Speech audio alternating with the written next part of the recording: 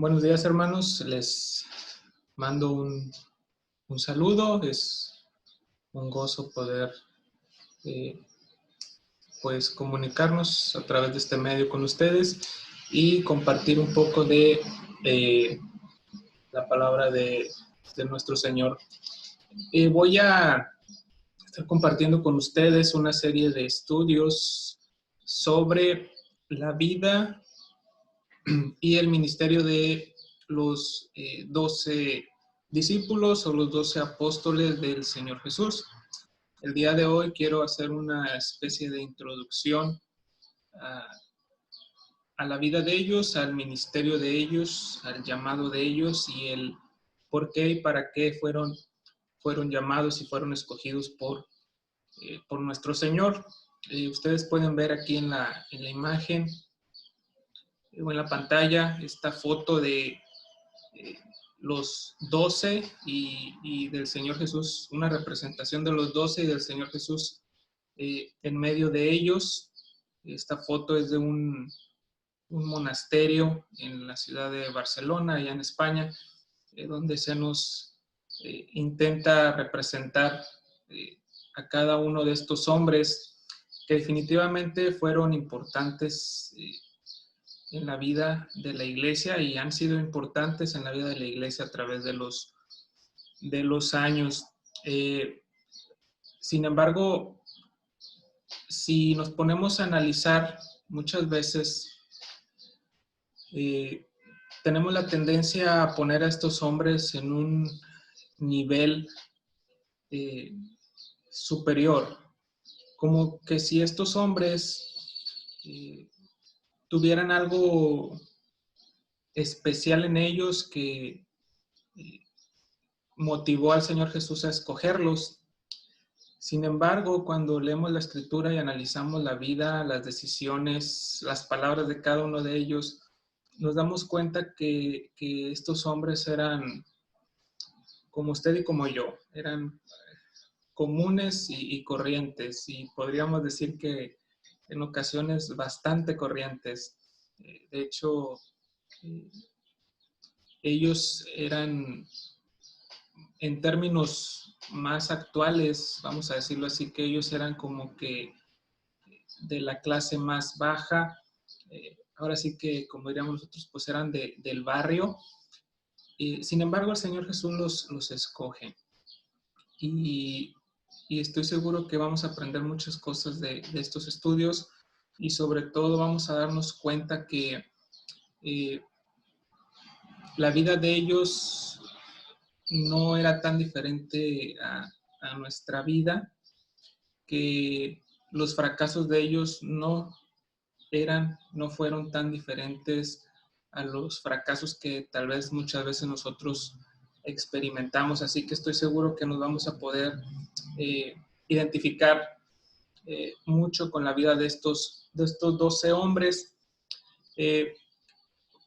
Y como les decía, tenemos la tendencia a ponerlos en un nivel superior. Sin embargo, ellos eran como usted y como yo.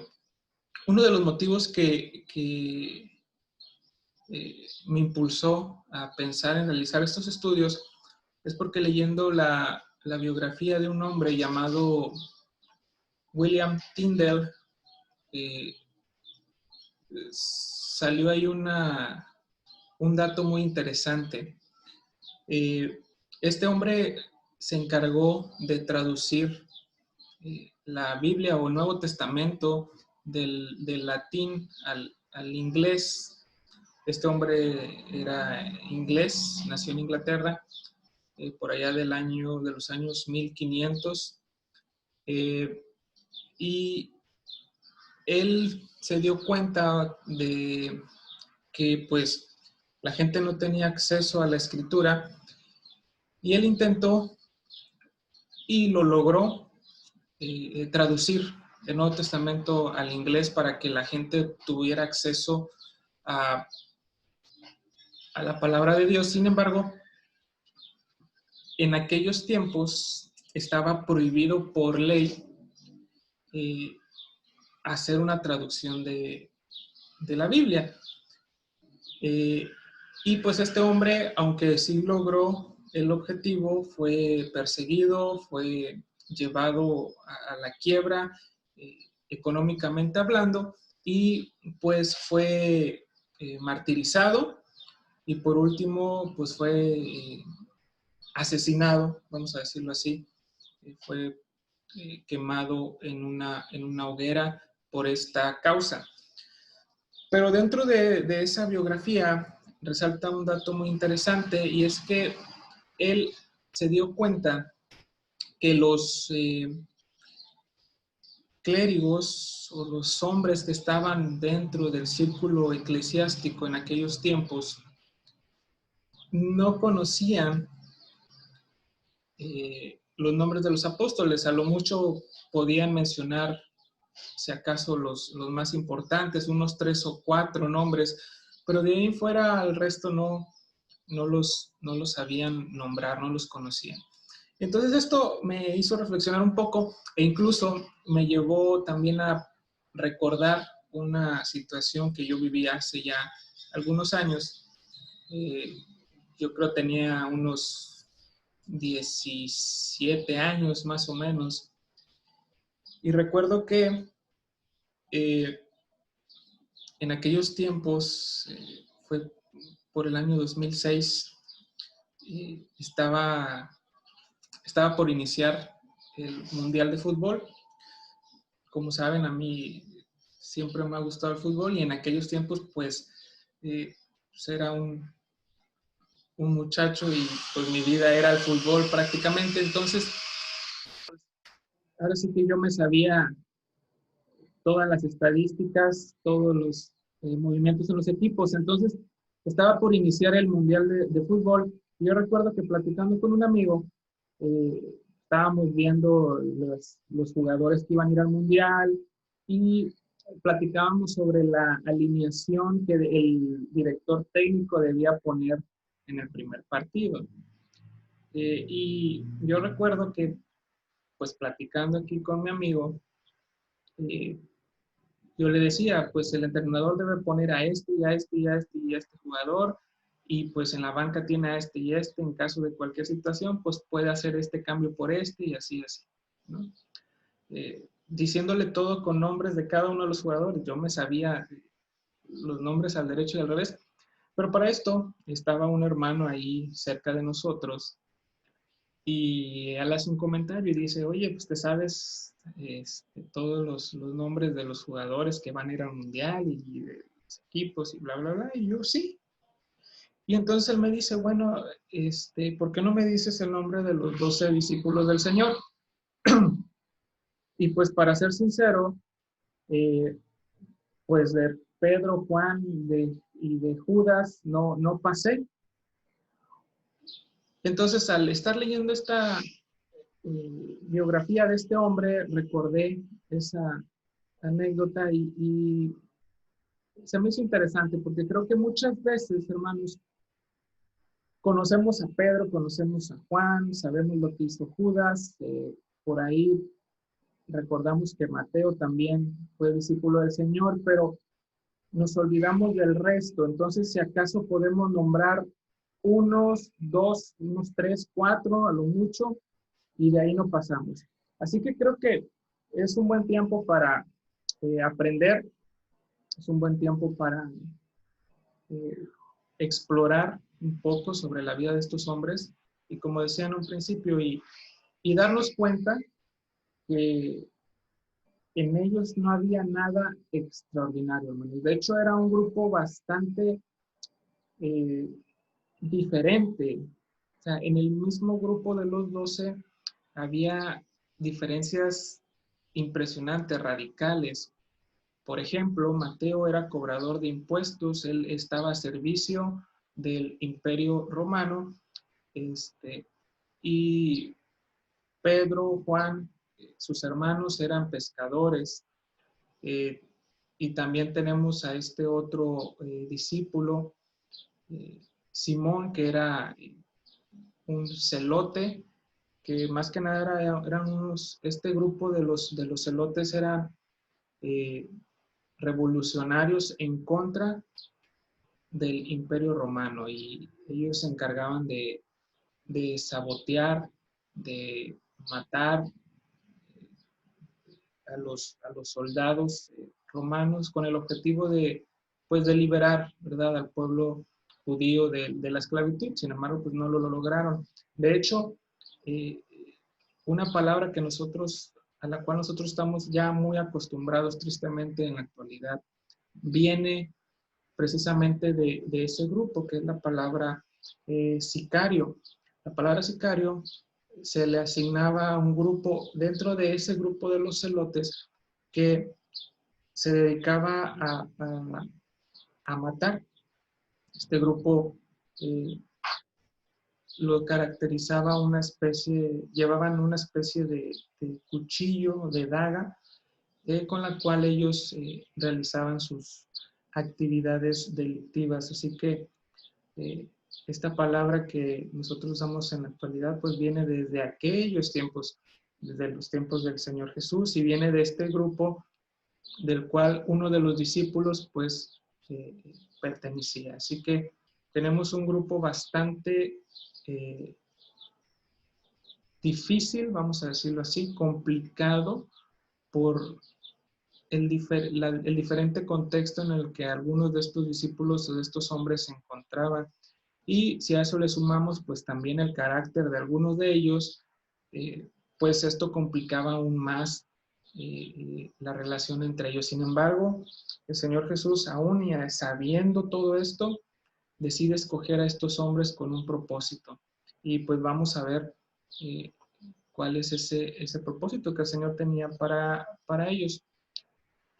En la Escritura encontramos dos términos asignados a este grupo de los 12. El primero es discípulos, los conocemos como los 12 discípulos del Señor. La palabra discípulos quiere decir aprendiz o estudiante. Eso es lo que significa. Un discípulo era un aprendiz, era un estudiante, era alguien que estaba con su maestro, que seguía a su maestro y aprendía de su maestro. Es decir, todo lo que el maestro enseñaba al discípulo, el discípulo trataba en su vida de aplicarlo, de llevarlo a la práctica. Entonces, pues estos hombres eran aprendices, eran estudiantes del Señor Jesús. De hecho, por ejemplo, si nos vamos al libro vamos a ver en Lucas capítulo 9, versículo 1, dice que habiendo reunido a sus 12 discípulos, aquí podemos ver que se les llama discípulos, dice, les dio poder y autoridad sobre todos los demonios y para sanar enfermedades. Así que tanto en Lucas 9, en Mateo 10 y Mateo 20 se nos menciona o se les llama así discípulos. Hay algunos otros pasajes en los cuales se les llama de esta misma manera. El otro término que usamos y que también estamos muy familiarizados, pues es el término de apóstoles, ¿sí? Y este término significa un mensajero o un enviado, ¿sí? Entonces, en este sentido, los discípulos en un momento de su vida dejan de ser discípulos para convertirse en apóstoles, y eso lo vamos a ver un poquito más adelante. ¿Sí? Dejan de ser aprendices o estudiantes para convertirse en mensajeros o enviados, en este caso por parte del Señor, para cumplir una tarea. El término apóstoles o apóstol, pues lo vemos mucho más en el libro de los Hechos, ¿sí? Pero por ejemplo en Mateo capítulo 10, versículo 2, dice, los nombres de los 12 apóstoles son estos, y luego ya da la lista de los nombres de nombres de cada uno de ellos. Así que estos son los dos términos que se utilizan para este grupo de 12. Ahora, quiero recalcar algo. El Señor Jesús tenía más de 12 discípulos. Muchas veces nos quedamos encerrados en este grupo de 12 y pensamos que el Señor nada más tenía 12 discípulos. Y no es así. El Señor tenía muchos discípulos. De hecho, la Escritura nos dice que al Señor lo seguían multitudes, ¿sí? Y dentro de esas multitudes, pues había pues una variedad de gente, ¿no? Estaban aquellos que pensaban que el Señor Jesús, pues era el Mesías, pero en un sentido político, es decir, que los iba a liberar de los romanos. Había aquellos que solamente estaban ahí por conveniencia, es decir, por lo que el Señor les daba. En este caso, al ver los milagros del Señor Jesús, pues decían, pues obviamente si estoy cerca de Él, igual voy a salir beneficiado.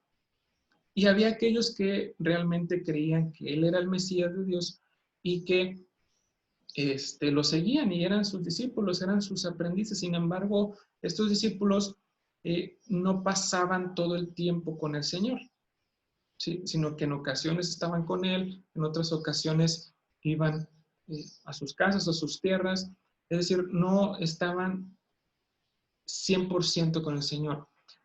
De hecho, por ejemplo, en Lucas capítulo 10, vemos que Jesús envía a 70 discípulos, ¿sí?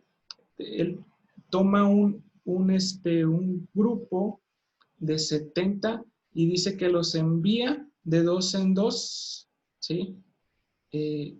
Delante de él a toda ciudad y lugar donde él había de ir, ¿sí? Entonces, aquí vemos un grupo de 70. Entonces, si nos damos cuenta, tenemos a la multitud, ¿sí? Toda la gente. Dentro de esa multitud tenemos discípulos, ¿sí? Dentro de ese grupo de discípulos tenemos un grupo que el Señor toma, que son 70, y más adelante el Señor toma un grupo aún menor y conforma el grupo de los 12, que termina siendo el grupo íntimo del Señor. Es decir, este grupo de hombres pasa todo el tiempo con el Señor Jesús. A donde va el Señor Jesús, van ellos. Es decir, dejan todo atrás, sus actividades laborales, sus lugares de origen, y siguen al Señor en su ministerio. Así que tenemos,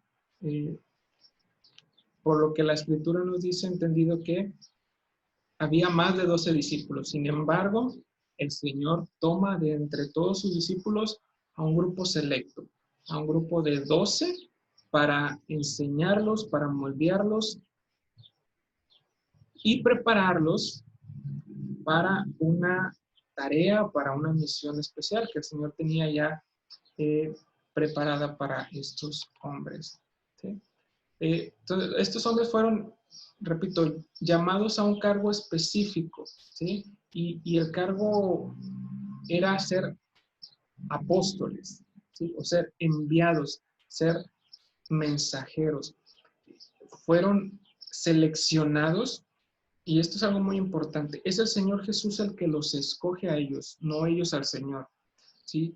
El Señor Jesús va y los va escogiendo a todos y cada uno de ellos con un propósito, y es el de ser sus apóstoles, ¿sí?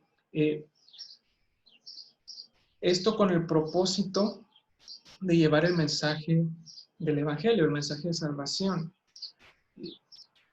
Ahora, el apóstol, si bien es un enviado, es un mensajero, no lo es en un término, vamos a decirlo así, que ellos solamente llevaban el mensaje y ya, sino que al ser apóstoles, el Señor Jesús les delega autoridad, ¿sí?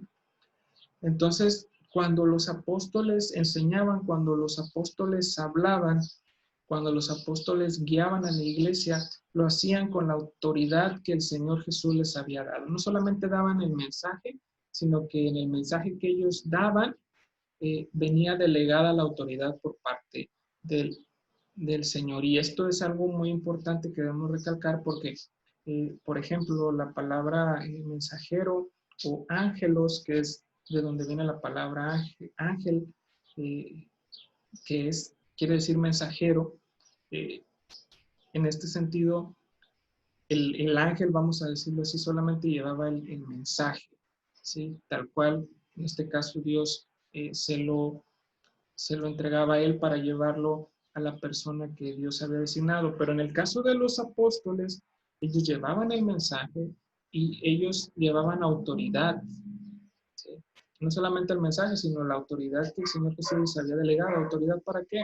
Autoridad para guiar a la iglesia, autoridad para enseñar a la iglesia, autoridad para realizar eh, milagros, ¿sí? Entonces, toda esta autoridad de lo que el Señor Jesús había hecho en su ministerio, había pasado a, a este grupo de discípulos y por consiguiente, apóstoles. Entonces, como les decía, el Señor escoge a los 12 e invirtió mucha energía, mucho tiempo en ellos, ¿sí? Y como les decía, los escogió antes de que ellos, o sea, lo escogieran a él. Es el Señor Jesús el que toma la iniciativa para, para llamarlos. Si nos vamos a Juan capítulo 15, del versículo 16, dice claramente el Señor Jesús: no me elegisteis vosotros a mí, sino que yo os elegí a vosotros y os he puesto para que vayáis y llevéis fruto y vuestro fruto permanezca, para que todo lo que pidiereis al Padre en mi nombre, Él os lo dé. ¿Sí? Entonces, se fijan, el Señor Jesús es claro, ¿sí? Ustedes no me eligieron, yo los elegí a ustedes y los elegí con un propósito. Dice, para que lleven fruto, ¿sí? Y para que el fruto que lleve permanezca. Ahora, ¿cuál es este fruto? Pues obviamente es el fruto que nace o que sale de la predicación del Evangelio, y obviamente ese fruto ha permanecido hasta el día de hoy, gracias al poder de nuestro Dios y al ministerio de estos hombres, ¿sí? Porque ellos fueron los que ahora sí que iniciaron, ¿sí? Con la predicación del Evangelio. Y el proceso de selección y llamamiento se produjo en diferentes etapas.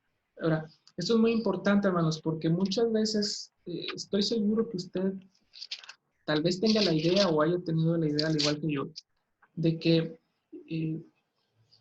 el Señor Jesús va, se bautiza, es llevado al desierto, inicia su ministerio e inmediatamente Él elige a este grupo de 12. Sin embargo, no es así. La elección de estos 12 hombres lleva un proceso, y un proceso un poco largo. Algunos estudiosos dicen que el Señor escoge a los 12 a mitad de su ministerio. Si recordamos, el ministerio del Señor dura 3 años, y algunos dicen que Él llega a escoger a los 12 hasta la mitad, es decir, por ahí del periodo de 1 año y medio después de haber iniciado su ministerio, ¿sí? Esto no quiere decir que hasta el 1 año y medio el Señor Jesús conoció a los discípulos. Él ya los conocía, ya había tenido contacto con ellos. Sin embargo, ellos todavía no pasaban a ser parte de ese grupo íntimo, no pasaban a estar completamente el 100% del tiempo con el Señor. Por ejemplo, si nos vamos a Juan capítulo 1, versículo 35,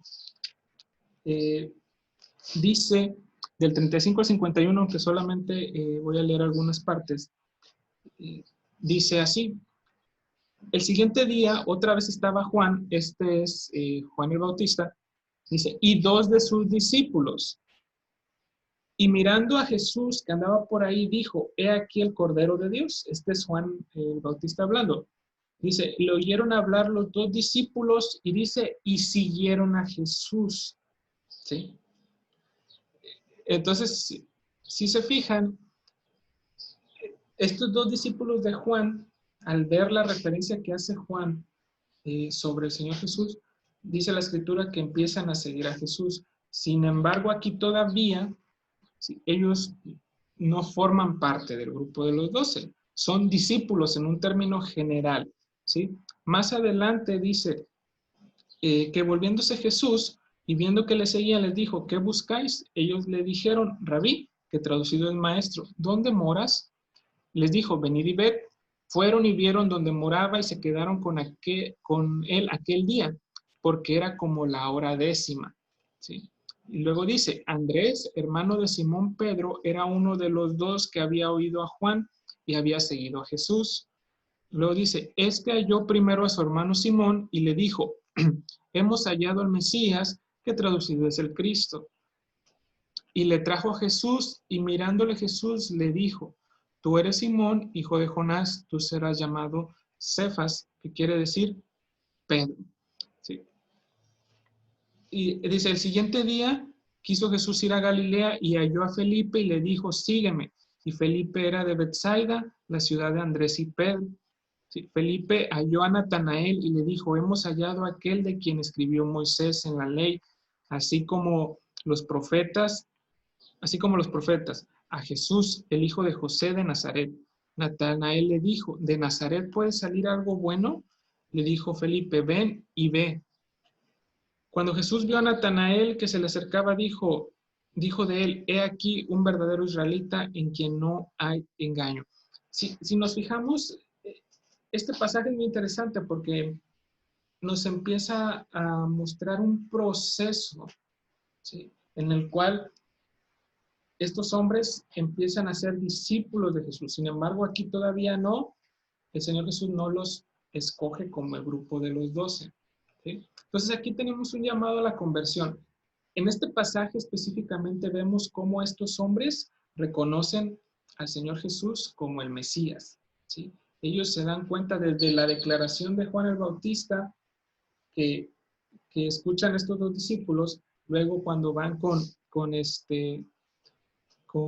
Pedro, ¿sí?, y con Natanael y con Felipe. Entonces nos damos cuenta que estos hombres empiezan a reconocer que Jesús es el Cristo, es el enviado del Señor. Entonces este primer llamado, vamos a decirlo así, que es el llamado a la conversión, hermanos. Y esto aplica a nuestra vida también. Nosotros no podemos servir a Dios realmente sin antes haber pasado por el proceso de conversión, es decir, sin antes haber nacido de nuevo, como diría el Señor, sin antes haber sido salvo. Y este es el primer llamado, y este es el primer llamado en la vida del hombre. Dios nos llama antes que a cualquier otra cosa a la salvación, ¿sí? Entonces, este es el primer llamado de estos hombres. Y este llamado aplican los 12 a excepción de uno, ¿sí? Y estoy seguro que usted sabe de quién hablo. O sea, del grupo de los 12, 11 realmente aceptaron este llamado, el llamado a la salvación, el llamado a la conversión, ¿sí? Solamente uno decidió no aceptarlo. El segundo llamado fue un llamado al ministerio, ¿sí? Y esto sucede igual con nosotros. Dios nos llama a la salvación y nos llama al ministerio o a servir, ¿sí? Por ejemplo, si nos vamos al Evangelio de Lucas capítulo 5, Lucas capítulo 5, nos dice que Jesús obra un milagro, una pesca milagrosa, ¿sí? Dice que aconteció que estando Jesús junto al mar de Genesaret, el gentío se agolpaba. Aquí vemos cómo al Señor lo seguían multitudes. Dice, se agolpaba sobre él para oír la palabra de Dios. Dice, y vio 2 barcas. Para este punto, hermanos, el Señor Jesús ya conocía a Pedro, ¿sí? De hecho, en el capítulo 4 de Lucas, capítulo 4, versículos 38 al 41, vemos que Jesús sana a la suegra de Pedro, ¿sí? Entonces, el Señor Jesús ya los conocía, ¿sí? Pero fíjese bien lo que sucede aquí. Dice, y entrando en una de aquellas barcas, la cual era de Simón, es decir, de Pedro, dice, le rogó que la apartase de tierra un poco, y dice, y sentándose enseñaba desde la barca a la multitud, ¿sí? Entonces, está Jesús enseñando, tiene toda la multitud alrededor de él ahí empujándose unos con otros, ¿sí? Entonces el Señor ve dos barcas y escoge una, dice, ¿sí? Ahora, el Señor todo lo hace con una intención, porque escogió precisamente la barca de Pedro, con un propósito, y ahora vamos a ver cuál es el propósito. Dice que se alejan un poco de la orilla, el Señor empieza a enseñar, a predicar, y dice, en el versículo 4 del capítulo 5 de Lucas, cuando terminó de hablar, dijo a Simón, boga mar adentro y echad vuestras redes para pescar. ¿Sí? Simón le dijo, maestro, toda la noche hemos estado trabajando y no hemos pescado nada. Pero, ahora sí que términos más actuales, como tú lo dices, lo voy a hacer. ¿Sí? Y dice que echaron la red al mar. Dice que habiendo hecho esto, encerraron gran cantidad de peces y su red se rompía. ¿Sí? Entonces se hicieron señas a los demás compañeros que estaban en la otra barca para que viniesen a ayudarles. ¿Sí? Y viendo esto, Simón dice que cayó, Simón Pedro cayó de rodillas ante Jesús diciendo, apártate de mí, Señor, porque soy hombre pecador. Porque por la pesca que habían hecho, el temor se había apoderado de él y de todos los que estaban con él. Dice, y asimismo de Jacobo y Juan, hijos de Zebedeo, que eran compañeros de Simón. Pero Jesús dijo a Simón, no temas, desde ahora serás pescador de hombres. Y ahora fíjese en lo que dice. Y cuando trajeron a tierra las barcas, dejándolo todo, le siguieron. Entonces aquí Cristo les dice, ustedes, si bien la escritura hace referencia a un diálogo entre Pedro y el Señor Jesús, no podemos omitir que Jacobo y Juan también estaban ahí y también escucharon lo que el Señor Jesús le había dicho a Pedro, y obviamente ellos también van, ahora sí como decimos, en el paquete, ¿no? Ellos también son llamados al ministerio de proclamar el Evangelio y de ser, como dice el Señor Jesús, pescadores de hombres, ¿sí? En lugar de ser eh, pescadores, ¿sí? Que esa era a lo que se dedicaban, el Señor completamente cambia su vida y los lleva a ser pescadores de hombres. Entonces este es el segundo llamado, el llamado al ministerio. El tercer llamado es el llamado al apostolado, ¿sí? Es decir, ahora sí, el Señor Jesús toma de entre todos sus discípulos a 12 y los selecciona para ser sus apóstoles, vamos a decirlo así en un término más práctico, sus representantes, una vez que el Señor Jesús ya no estuviera. ¿Sí? En Mateo capítulo 10, del versículo 1 al 4, vemos lo siguiente. Dice, después de estas cosas, designó el Señor también a otros 70. Fíjense bien aquí, toma a 70, que es lo que mencionaba anteriormente. ¿Sí? Dice, a quienes envió de dos en dos delante a toda ciudad y lugar donde él había de ir. ¿Sí? Y les decía, la mies la verdad es mucha, mas obreros pocos. Por tanto, rogad al Señor de la mies, envíe obreros a su mies. Y aquí yo os envío como corderos en medio de lobos. ¿Sí? Ahora, fíjense bien. Hay algo muy interesante aquí porque el Señor Jesús le dice a estos 70, ¿sí? Les dice, que le pidan al Señor de la mies, al Señor de la cosecha, dice que envíe obreros, ¿sí? A la cosecha. Aquí está en el contexto de los 70. Y cuando nos vamos a Lucas, ¿sí?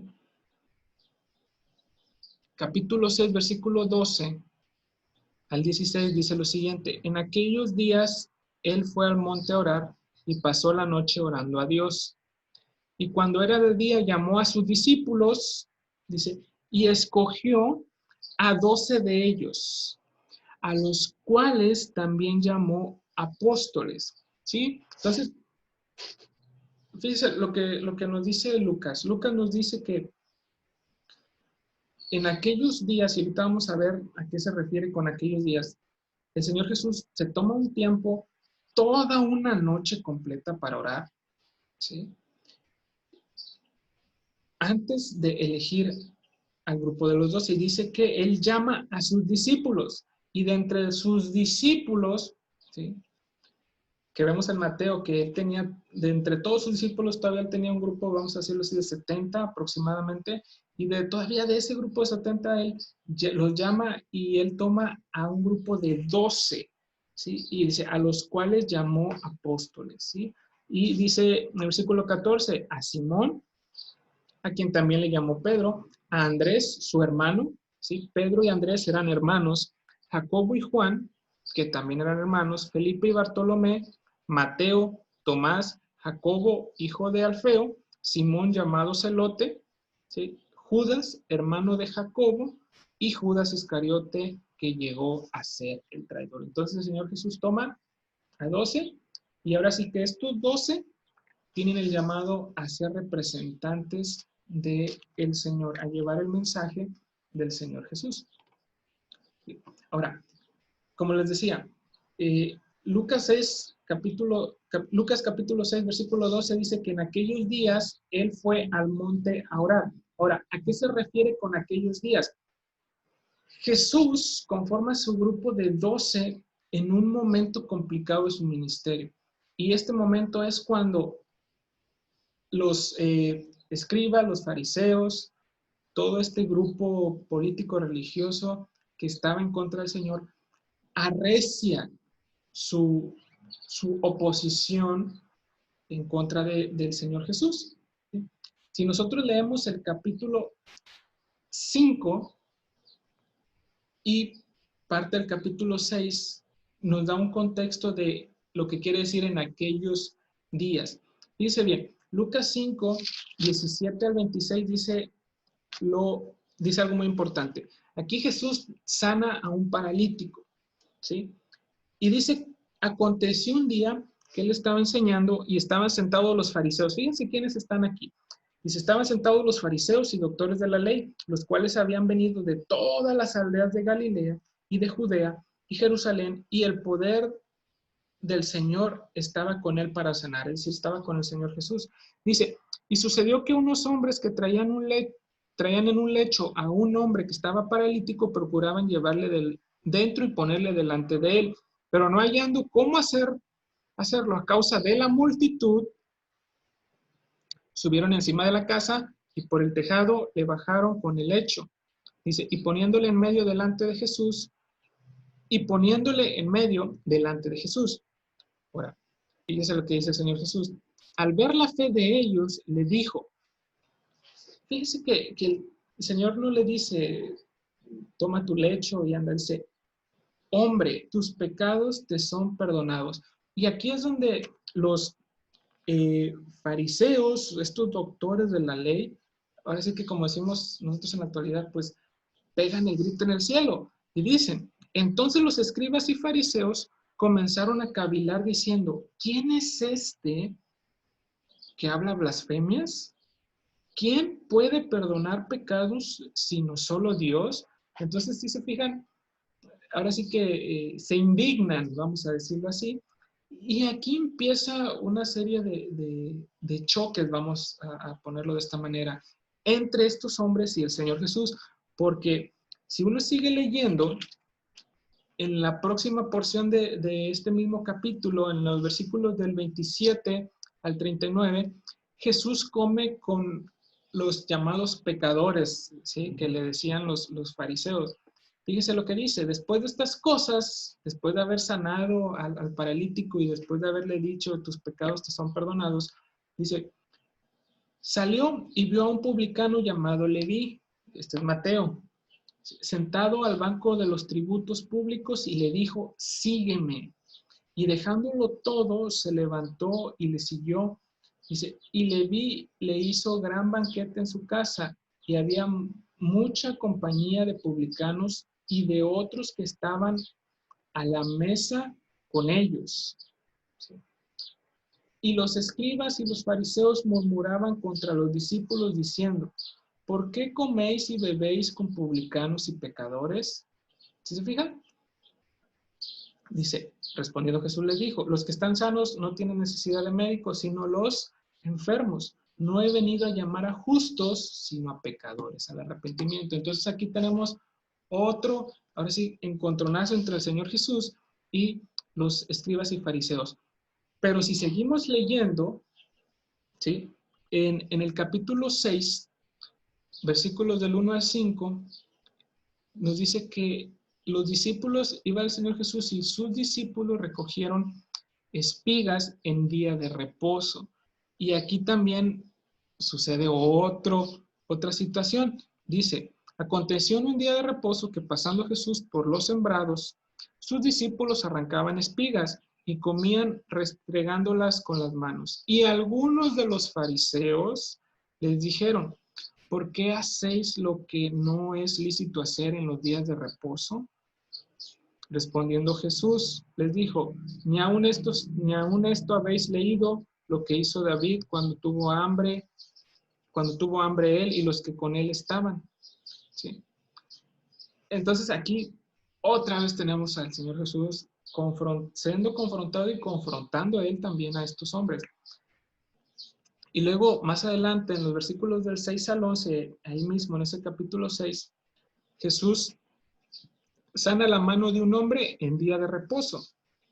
Y otra vez tiene un problema con estos hombres. Aconteció también en otro día de reposo que él entró en la sinagoga y enseñaba. Y estaba ahí un hombre que tenía seca la mano derecha. Y le acechaban los escribas y los fariseos para ver si en el día de reposo lo sanaría. O sea, ellos querían hacer quedar mal al Señor. Dice, mas él conocía los pensamientos de ellos y dijo al hombre que tenía la mano seca, levántate y ponte en medio. Y él, levantándose, se puso en pie.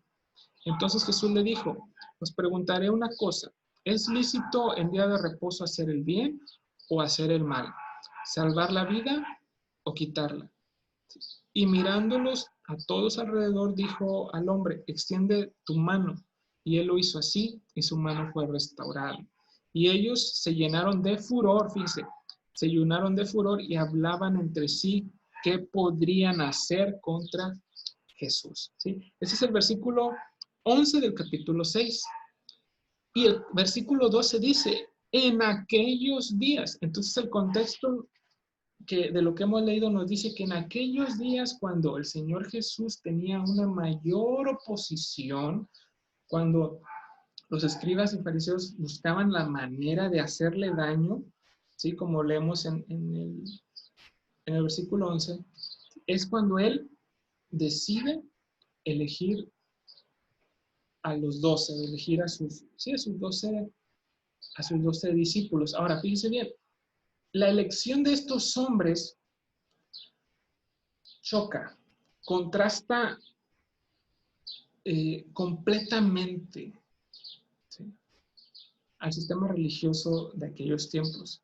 El Señor Jesús no escogió a ningún maestro, no escogió a ningún escriba, no escogió a ningún fariseo, no escogió a ningún saduceo. Ninguno de estos hombres que eran hombres conocedores de la ley, conocedores de todas las cuestiones religiosas.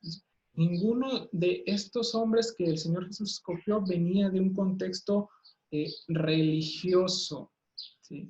Así que en esta elección el Señor lo que hace es emitir un juicio en contra de este sistema institucionalizado religioso judío. Es decir, lo que el Señor Jesús hizo fue rechazar completamente, ¿sí?, la vida, las acciones y las enseñanzas de estos hombres, enseñanzas que muchas veces estaban torcidas y acomodadas a su propio beneficio. ¿Sí? Entonces el Señor Jesús por eso no escoge a ningún líder religioso, escoge a hombres comunes y corrientes, hombres del barrio, vamos a decirlo así, hombres del día a día. ¿Sí? Escogió a hombres que no tenían ninguna preparación teológica, hombres que eran pescadores, que eran cobradores de impuestos, hombres, como decíamos hace rato, como Simón, que era en un término así simple, era un terrorista por lo que hacía, lo que se dedicaba. Entonces, no tenía nada que ver, ¿sí?, con la cuestión religiosa o el sistema religioso que había en aquel tiempo. Ahora, en la primera carta a los Corintios vemos algo muy interesante que el apóstol Pablo escribe a la iglesia de Corinto en cuanto a lo que el Señor Jesús ha hecho, ¿sí? Al escogernos, ¿sí?, al llamarnos. Fíjese lo que dice 1 Corintios 1, versículos 26 al 29. Dice, porque lo insensato de Dios es más sabio que los hombres, y lo débil de Dios es más fuerte que los hombres. Dice, pues mirad, hermanos, vuestra vocación, que no sois muchos sabios según la carne, ¿sí?, ni muchos poderosos, ni muchos nobles, sino que lo necio del mundo escogió Dios para avergonzar a los sabios, y lo débil del mundo escogió Dios para avergonzar a lo fuerte, y lo vil del mundo y lo menospreciado escogió Dios para lo que no es, para deshacer lo que es. Entonces, en este pasaje el apóstol Pablo dice, el, el Señor ha escogido. Ahora sí, Dios no se fue por la fácil, ¿sí? Y el Señor Jesús tampoco se fue por la fácil. Si lo aplicamos a nuestra vida, vamos a suponer que usted tiene su grupo de trabajo o en el deporte, vamos a decirlo así. ¿Sí? Cada vez que va a empezar una temporada nueva en el deporte que usted quiera, llámese fútbol, fútbol americano, béisbol, básquetbol, lo que usted quiera. Cada vez que va a iniciar una temporada nueva, nosotros vemos que los equipos empiezan a hacer cambios, ¿sí? Un equipo le compra un jugador a otro equipo le presta un jugador a otro equipo, pero a cambio de otro jugador, ¿sí? Entonces se busca que el equipo tenga los mejores jugadores para desempeñar la labor de la mejor manera, ¿sí? Eso es lo lógico para nosotros. Sin embargo, Dios no lo hace así y Dios no lo hizo así. Él escogió a aquellos a los que nadie escogería, ¿sí?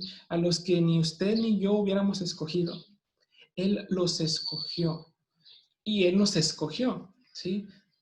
Porque para la labor que el Señor nos ha encargado, siendo sincero, ninguno estamos capacitados al 100%. Y si no fuera por la gracia y por la misericordia y por el poder de Dios manifestado en nuestra vida, ninguno de nosotros podría hacer la tarea que Dios nos ha mandado hacer.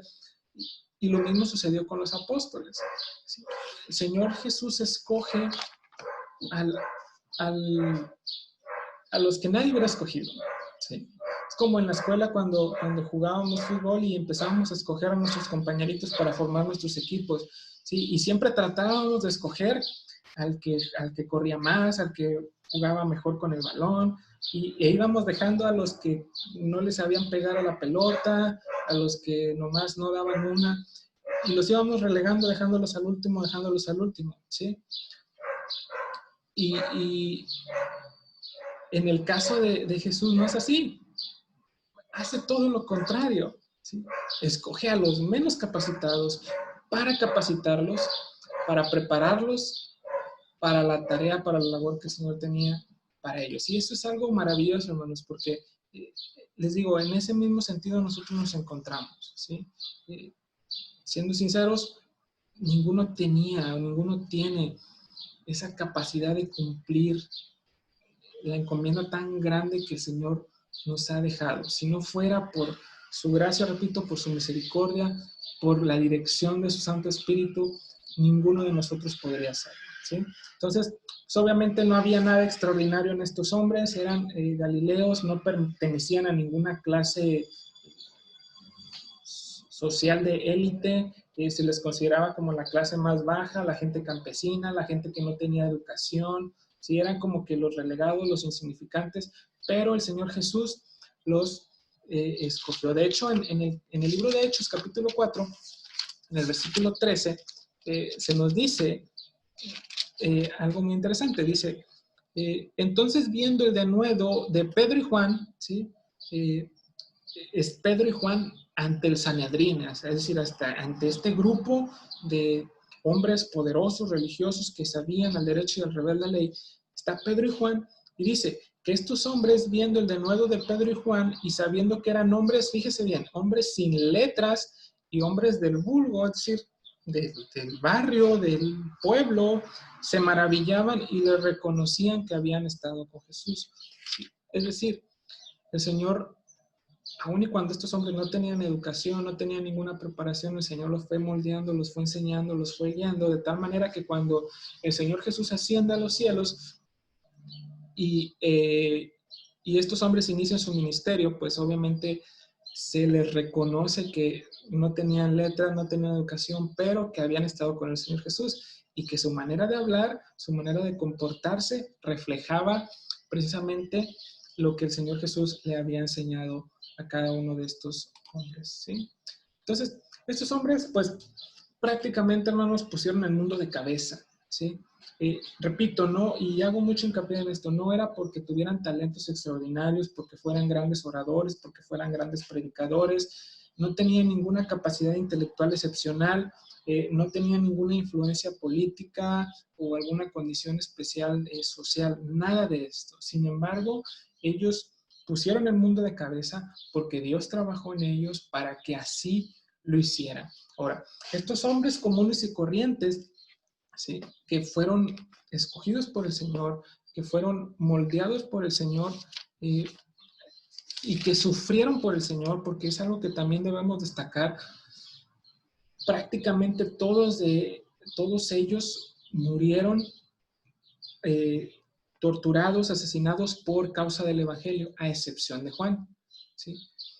Pero prácticamente todos sufrieron. Bueno, Juan también sufrió por causa del Evangelio, pero Juan no murió en ese sentido. Pero todos ellos sufrieron en ese aspecto por causa de la predicación del Evangelio. Pero todos y cada uno de ellos tendrán y tienen su recompensa, su galardón por parte de Dios, porque en el libro de Apocalipsis, en el capítulo 21, versículo 14, dice algo muy interesante y esto es algo maravilloso. Dice, y el muro de la ciudad tenía 12 cimientos, y sobre ellos los 12 nombres de los 12 apóstoles del Cordero. Sí, entonces, ¿qué nos dice esto? Que allá en la Nueva Jerusalén, en los 12 cimientos de esta ciudad, ¿sí?, estará inscrito ahí el nombre de cada uno de estos hombres. Entonces se me hace que es algo maravilloso, ¿sí? Que estos hombres por los cuales nadie daba un centavo, ¿sí?, sean reconocidos por la eternidad, porque a Dios así le plació, porque Él así lo quiso, ¿sí? Y sean reconocidos por la labor que ellos desempeñaron en el ministerio. Entonces se me hace algo maravilloso que hermanos, manifiesta la bondad, el amor, la gracia y la misericordia de Dios para con nosotros, ¿sí? En que, como dice la Escritura, siendo pecadores, Cristo murió por nosotros, pero también el hecho de que aún y con nuestras fallas y aún y cuando estos hombres también fallaron, Dios nos va moldeando, Dios nos va transformando, Dios nos va llevando, Dios nos va tomando para que realicemos la labor que nos ha encomendado y que aún y así todavía el Señor nos premia, ¿sí? O sea, no solamente es el hecho de que nos salva, nos guía, nos ayuda, nos levanta, nos conforta, nos provee, ¿sí? Sino que todavía, ¿sí?, como un extra, vamos a decirlo así, el Señor todavía nos recompensa, ¿sí? Y así como lo hizo o lo va a hacer con estos hombres, definitivamente todos y cada uno de nosotros que hemos creído en el Evangelio, que hemos creído en Cristo Jesús como nuestro Señor y Salvador, también seremos recompensados, ¿sí?, por la obra que hagamos. Entonces, repito, esto nos hace voltear a ver a nuestro Dios y a ser agradecidos con Él por lo que Él ha hecho con nosotros, por lo que Él ha hecho en nuestra vida. Así como lo hizo en estos hombres, lo ha hecho en la vida de nosotros. Y lo seguirá haciendo, nos seguirá moldeando, nos seguirá enseñando. Así que eso es algo que debemos considerar y tener muy presente. A pesar de nosotros, ¿sí? El Señor cumple con sus propósitos y todavía nos premia. ¿Sí? Ahora, ¿cuál es la tarea por la cual estos hombres son seleccionados, comisionados? Bueno, pues la tarea es llevar el mensaje. ¿Cuál mensaje? El mensaje del Evangelio. ¿Sí? El mensaje del poder de Dios para salvación, como diría el apóstol Pablo allá en la carta a los Romanos. ¿Sí? El Evangelio, dice el apóstol Pablo, no me avergüenzo del Evangelio porque es poder de Dios para salvación. ¿Sí? Y este es el mensaje que estos hombres llevaban. El Evangelio de Cristo Jesús, el cual poderosamente toca la vida del hombre, toca el corazón del hombre para hacerlo, nacer de nuevo, transformar su vida, cambiar su vida y darle gloria eterna, vida eterna. ¿Sí? Entonces estos 12 hombres fueron comisionados como apóstoles, como representantes de Cristo, los cuales hablarían y actuarían con la misma autoridad de quien los enviaba. Este es el Señor. Por lo tanto, era un título de gran respeto y privilegio. Por lo tanto, los apóstoles, hermanos, cuando el Señor Jesús asciende al cielo y los apóstoles inician con el ministerio, con la iglesia, nosotros nos vamos a dar cuenta en el libro de los Hechos, que es el que narra esto y obviamente también con la vida del apóstol Pablo, pero nos damos cuenta que la vida de estos hombres, que las palabras de estos hombres en la iglesia, vamos a decirlo de esta manera, era ley, ¿sí? Es decir, lo que los apóstoles enseñaban era lo que la iglesia aprendía y era lo que la iglesia ponía en práctica, ¿sí? Entonces, ¿por qué? Porque, repito, el Señor Jesús había delegado autoridad eh, sobre ellos. Entonces, lo que enseñaban los discípulos, o en este caso ya los apóstoles, era lo que el Señor Jesús mismo les había enseñado a ellos y era lo que el Señor Jesús quería que ellos enseñaran a la iglesia. De hecho, si nos vamos, por ejemplo, a Mateo 28, cuando el Señor Jesús da a los discípulos la gran comisión, que lo conocemos así, dice, pero los 11 discípulos, aquí ya son 11 porque recordemos que Judas para este momento ya está muerto. Dice, se fueron a Galilea, al monte donde Jesús les había ordenado. Dice, y cuando le vieron, le adoraron, pero algunos dudaban. ¿Sí? Y Jesús se acercó y les habló diciendo, toda potestad me es dada en el cielo y en la tierra. Dice, por tanto, vayan, por tanto, id y haced discípulos a todas las naciones, bautizándolos en el nombre del Padre, del Hijo y del Espíritu Santo. Fíjense bien lo que dice, enseñándoles que guarden todas las cosas que os he mandado. ¿Sí? Y he aquí yo estoy con vosotros todos los días hasta el fin del mundo. ¿Sí se fijan? Entonces el Señor Jesús les dice, vayan y hagan discípulos. Así como ustedes fueron mis discípulos, ahora a ustedes les toca ir y hacer sus discípulos, dice, a todas las naciones. Dice, versículo 20, y enséñenles todo. Dice que guarden todas las cosas que yo les he mandado a ustedes. ¿Sí? Entonces, ellos enseñaban lo que el Señor Jesús les había enseñado a ellos. Y con esta era la tarea de los apóstoles. ¿Sí?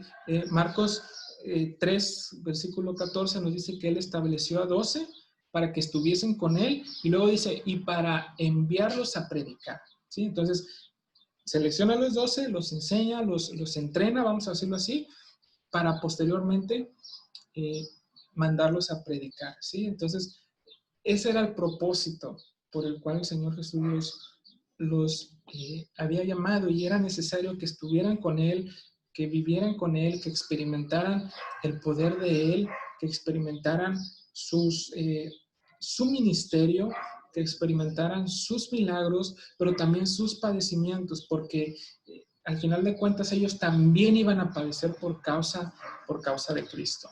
¿Sí? El entrenamiento, hermanos, no fue un proceso nada fácil.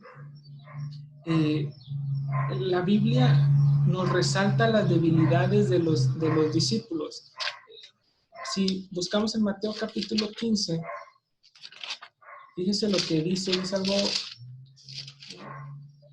que bueno, es muy interesante. Dice Mateo 15, versículos 15. Respondiendo Pedro, le dijo, explícanos esta parábola. Jesús les acaba de dar una parábola. Y Jesús le dice, ¿también ustedes siguen aún sin entendimiento? Dice, ¿no entienden que todo lo que entra en la boca va al vientre y es echado en la letrina? Pero lo que sale de la boca, del corazón sale, y esto contamina al hombre. Si se fija lo que el Señor Jesús les dice, siguen sin entender lo que les estoy enseñando. Es decir, no eran muy buenos, hermanos, no eran muy buenos para aprender. ¿Sí? El aprender no era una de sus virtudes. Ahí mismo en Mateo capítulo 16, pero en el versículo 9 dice, ¿no entendéis aún, ni os acordáis de los 5 panes entre 5,000 hombres y cuántas cestas recogisteis? El Señor Jesús una vez más les pregunta, ¿no entienden? O sea, ¿no han aprendido, no han visto los milagros que he hecho delante de ustedes? Siguen en su necedad, en su terquedad. Así que para el Señor Jesús no fue fácil, hermanos, el entrenar a estos hombres, ¿sí? Fue algo bastante complicado para él, ¿sí? Ahora, ¿por qué fue tan difícil? Bueno, primero porque carecían de entendimiento espiritual, ¿sí? Aún y cuando estaban con el Señor Jesús, muchas veces ellos no entendían del todo, ¿sí? No entendían del todo el hecho de lo que el Señor Jesús hacía. Lo veían externamente, no veían el lado espiritual, veían solamente el lado material. Entonces el Señor Jesús batalló mucho con ellos en ese aspecto, ¿sí? No alcanzaban a comprender la dimensión de las cosas que el Señor Jesús hacía. Y no lo hicieron hasta después de la resurrección del Señor, ¿sí? No es hasta después de que el Señor resucita que alcanzan a comprender completamente el por qué el Señor había venido, el por qué el Señor los había enseñado, el por qué el Señor los había entrenado, el por qué el Señor los había preparado, ¿sí? El segundo motivo que hacía muy complicado el entrenamiento, hermanos, pues es que estos hombres no eran humildes, ¿sí? Para nada, ¿sí? No eran humildes. ¿Y qué quiere decir esto? Bueno, que eran bastante orgullosos. Si nos vamos, por ejemplo, a Mateo capítulo 20,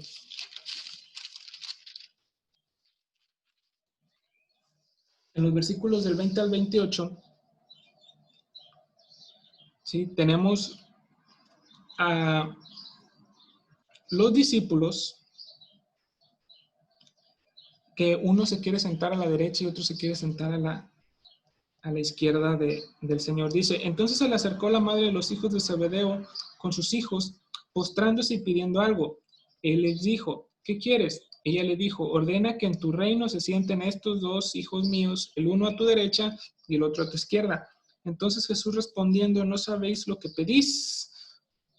¿Podéis beber el vaso que yo he de beber y ser bautizados con el bautismo con que yo soy bautizado? Y ellos le dijeron, podemos. ¿Sí? Entonces aquí vemos a 2 de los discípulos, ¿sí? Buscando tener un lugar por encima de los demás, ¿sí? Buscando estar por encima de los otros 10, vamos a decirlo así. Sin embargo, Jesús les dice, pues no, nada de esto.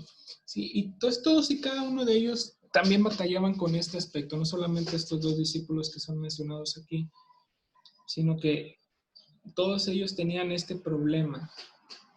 carecían de fe. El tercer punto, hermanos, que complicaba mucho el entrenamiento de estos hombres era que eran hombres de poca fe. En el Evangelio de Mateo, Jesús les dice en 4 ocasiones hombres de poca fe. Mateo 6:30, Mateo 8:26, Mateo 14:31 y Mateo 16:8. En Marcos 4:40 se les pregunta que cómo es posible que no tengan fe, ¿sí? Y al final de Marcos, después de todo el ministerio y la resurrección de Cristo, dice Marcos que les reprochó su incredulidad y dureza de corazón, ahí en Marcos 16:14, que incluso si nos regresamos un poquito a Mateo 28, que leíamos hace unos instantes, antes de que el Señor Jesús los comisione, Mateo escribe algo muy interesante. Dice que en el versículo 16 y 17 dice, pero los 11 discípulos se fueron a Galilea, al monte donde Jesús les había ordenado. Dice, y cuando le vieron, le adoraron. Pero fíjese bien, dice que cuando le vieron, le adoraron. Dice, pero algunos dudaban. O sea, todavía después de todo lo que habían pasado, después del hecho de que el Señor Jesús haya estado con ellos, haya muerto, sí, haya sido sepultado, haya resucitado, se les haya presentado y todavía haya estado 40 días con ellos enseñándoles, todavía dudaban, hermanos, ¿sí? Entonces, la fe no era una virtud de ellos, ¿sí? Entonces, también era un problema. Otro punto es que, pues, carecían de compromiso. En un principio, cuando todo estaba bien, ¿sí? Cuando había milagros, cuando había multitudes, cuando el poder del Señor se manifestaba, pues todo bien. Pero cuando los soldados fueron al huerto para arrestar al Señor Jesús, todos abandonaron al Señor y huyeron. Entonces ahí se ve una falta de compromiso para con el Señor y para con la tarea que el Señor les estaba encomendando. Otro que carecían de poder, hermanos. Obviamente el poder que ellos manifestaban, pues no era de ellos, ¿sí? Pero esto es una combinación con su falta de fe, ¿sí? Hay un pasaje que nos menciona que intentan sacar a un demonio y no lo pueden hacer, ¿sí? Y el Señor Jesús les dice que es por su falta de fe, ¿sí? Entonces, les digo, es una combinación. Carecían de poder, no porque el poder fuera de ellos, sino porque su fe en ocasiones no les daba para mucho, ¿sí? Y esto era una complicación más en su entrenamiento, ¿sí? Y entonces podemos decir, bueno, ¿cómo es posible que ellos estando con el Señor Jesús y aprendiendo del Señor Jesús y viendo los milagros del Señor Jesús hayan hecho todo esto? O sea, hayan sido tan orgullosos, hayan tenido tan poco compromiso, hayan tenido tan poca fe, ¿sí? ¿Cómo es posible que no fueran humildes, que no entendieran espiritualmente? Pero si somos sinceros, hermanos, estos hombres no son otra cosa más que el reflejo de cada uno de nosotros, ¿sí? De alguna u otra manera estos hombres nos representan a nosotros, ¿sí?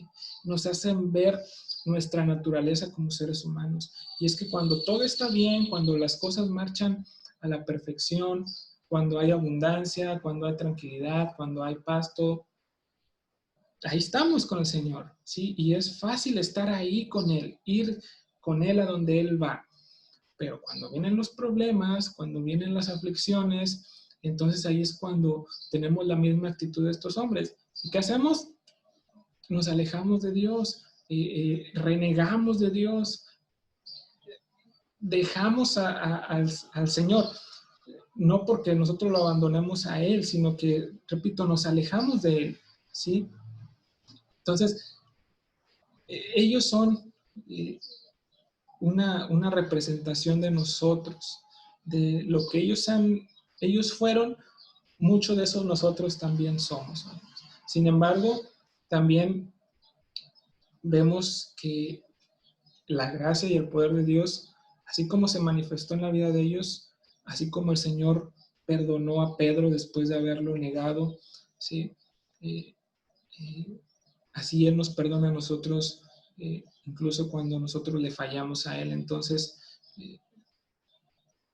digo, qué cosa tan maravillosa es esto, que nuestro Dios, a pesar de nosotros, repito, tenga bien el ayudarnos, el ser paciente con nosotros. El Señor Jesús fue muy paciente, hermanos, muy paciente con estos hombres. ¿Sí? Y Dios es muy paciente con nosotros. Y el Señor Jesús aún así los preparó, los enseñó, los amó, los arropó. ¿Sí? Y Dios hace lo mismo con nosotros. Entonces creo que es algo maravilloso que debemos considerar en nuestro día a día. Y pues bueno, hermanos, hay 4 listas en la escritura donde se nos mencionan a los 12, ¿sí? Hay 4 listas donde vemos escritos ¿cómo se llama? Los nombres de cada uno de los apóstoles. En Mateo capítulo 10, las listas son similares. Mateo 10 son los mismos nombres. Tal vez varía un poco el orden, pero eso no tiene gran relevancia. En Mateo 10, Mateo capítulo 10, versículos del 2 al 4, dice que los nombres de los 12 apóstoles son estos.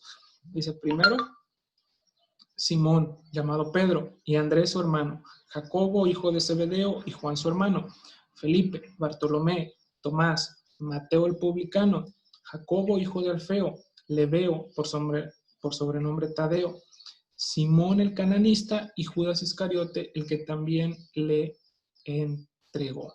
¿Sí? A estos 12 envió Jesús y les dio instrucciones. ¿Sí? Esta es la primera lista. En Marcos capítulo 3 vemos otra lista.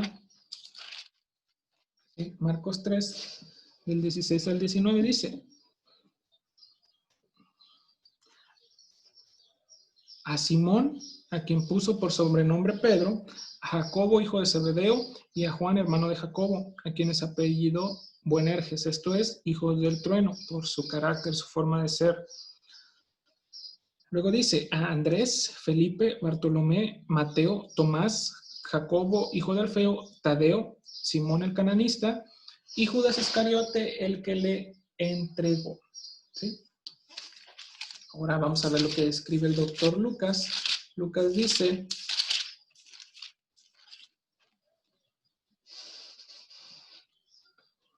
en el capítulo 6 dice, y cuando era de día, el versículo 13, y cuando era de día, llamó a sus discípulos y escogió a 12 de ellos, a los cuales también llamó apóstoles, a Simón, a quien también llamó Pedro, a Andrés, su hermano, Jacobo y Juan, Felipe y Bartolomé, Mateo, Tomás, Jacobo, hijo de Alfeo, Simón, llamado Celote, Judas, hermano de Jacobo, y Judas Iscariote, que llegó a ser el traidor. Y por último, en el libro de los Hechos, en el capítulo 1, vemos la última lista. Nada más que aquí solamente se nos menciona 11 porque para estos tiempos ya Judas ya no está con ellos. ¿Sí? Entonces, en el capítulo 1 del libro de los Hechos, ¿sí? Aquí se nos dice que estaban juntos, ¿sí? El Señor Jesús les manda quedarse en Jerusalén. Versículo 4 dice, estando juntos les mandó que no se fueran de Jerusalén, sino que esperasen la promesa del Padre, la cual les dijo, oísteis de mí, porque Juan ciertamente bautizó con agua, mas vosotros seréis bautizados con el Espíritu Santo dentro de no muchos días, ¿sí? Entonces, sigue el pasaje diciendo que hasta en el versículo 2 se dice, entonces volvieron a Jerusalén desde el monte que se llamaba del Olivar, el cual está cerca de Jerusalén, camino de un día de reposo. Y entrados, ¿sí? subieron al aposento alto donde moraban Pedro y Jacobo, Juan, Andrés, Felipe, Tomás, Bartolomé, Mateo, Jacobo hijo de Alfeo, Simón el celote y Judas hermano de Jacobo. ¿Sí? Y aquí en esta última lista no está Judas Iscariote. ¿Por qué? Porque ya no, se había ahorcado, entonces él ya había muerto, ya no formaba parte del grupo. ¿Sí? Entonces tenemos 4 listas en las cuales se nos identifica a los 12. Cada lista, si ustedes se fijan, en cada lista siempre el primero que aparece es Pedro. ¿Sí? Esto nos da a entender que él era el líder del grupo. ¿Sí? Y podemos dividir estas listas en 3. Y en cada grupo de 4, ¿sí?, había un líder, por decirlo de esta manera. El líder del primer grupo, del grupo más cercano al Señor, era Pedro. ¿Sí? El líder del segundo grupo era Felipe. ¿Sí? Y el líder del tercer grupo era Jacobo. Fíjense, si nos regresamos un poquito al principio, cuando hablábamos de las multitudes, luego de los discípulos, luego de los 70, luego de los 12, sí nos damos cuenta que se va haciendo más pequeño y más pequeño los grupos. ¿Sí? Bueno, en el grupo de los 12 aún podemos todavía hacer un grupo aún más pequeño, es decir, aún más íntimo con el Señor, aún más cercano con Cristo. Y este grupo es el primero, que es Pedro, Andrés, Jacobo y Juan. ¿Sí? Este es el grupo más cercano, ¿sí?, con el Señor. De hecho, de este grupo de 4 todavía se puede decir que había más cercano. ¿Por qué? Porque Pedro, Jacobo y Juan todavía eran aún más íntimos con el Señor. ¿Sí? Entonces, y de Pedro, Jacobo y Juan, podemos decir que Pedro y Juan eran aún más íntimos con el Señor. Entonces, si nos damos cuenta, y sucede lo mismo con nosotros, hermanos, en nuestras relaciones. Nosotros tenemos tal vez compañeros en el trabajo o compañeros en la escuela y pues a todos les hablamos, con todos nos llevamos, con todos platicamos, pero tenemos un grupito de amigos y aún en ese grupito de amigos todavía tenemos un grupo aún más íntimo con el cual compartimos cosas que no compartimos con otros. Entonces, en el caso del Señor también es similar. Esto no quiere decir que el resto no fueran importantes, ¿sí?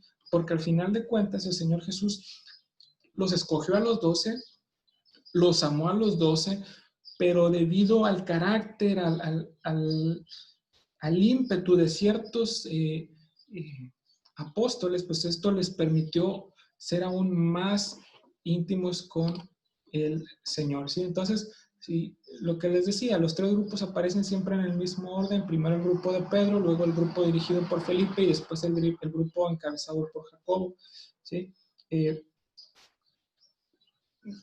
Los miembros del grupo 1 eran con casi 100% de seguridad los primeros discípulos que el Señor Jesús llamó. Por lo tanto, habían estado con Él más tiempo, ¿sí? Habían tenido más oportunidad de estar con el Señor, lo habían empezado a seguir incluso antes que los demás, ¿sí? Entonces eso también nos puede ayudar a ver el porqué de su cercanía con el Señor, ¿sí? De los 4 de este primer grupo, del primer grupo que mencionábamos, pues Pedro, Jacobo y Juan, como les decía, formaban un círculo aún más íntimo. Estos 3 estuvieron con el Señor Jesús en los hechos más importantes de su ministerio, cuando los otros no aparecen o cuando los otros están en otro plano, en otra actividad, ¿sí? Ellos estuvieron en el monte de la transfiguración, ellos fueron a orar con el Señor en el huerto de Getsemaní. Entonces vemos que hay una intimidad aún mayor con estos hombres. Sí, y pues para terminar, una breve descripción de cada uno de ellos. En los videos posteriores iremos viendo, analizando la vida de cada uno de ellos por separado, pero así una breve descripción. Bueno, pues primero que nada y que nadie, Pedro, sí, era un pescador, un simple pescador, muy impetuoso, muy impulsivo, muy atrabancado, como diríamos nosotros. Y creo que hablaba y luego pensaba, ¿sí? Y eso le costó, ¿sí? Le costó en varias ocasiones, ¿sí? Eh, Cuando el Señor Jesús le dice que lo va a negar y Pedro le dice, no, yo contigo voy hasta la muerte, bueno, es su manera de ser impulsiva, ¿no? Eh, Andrés, el hermano de Pedro, también era pescador, eh, era un hombre sencillo, un hombre eh, común, ¿sí?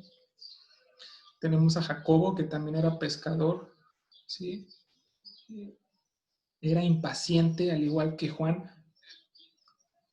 Eh, Tenían un temperamento muy similar, querían un lugar importante dentro del grupo. Y con Juan y Pedro vemos, cuando nosotros leemos las cartas que ellos escribieron, las cartas de Pedro y las cartas de Juan, nos damos cuenta de la transformación que hay en la vida de ellos, ¿sí?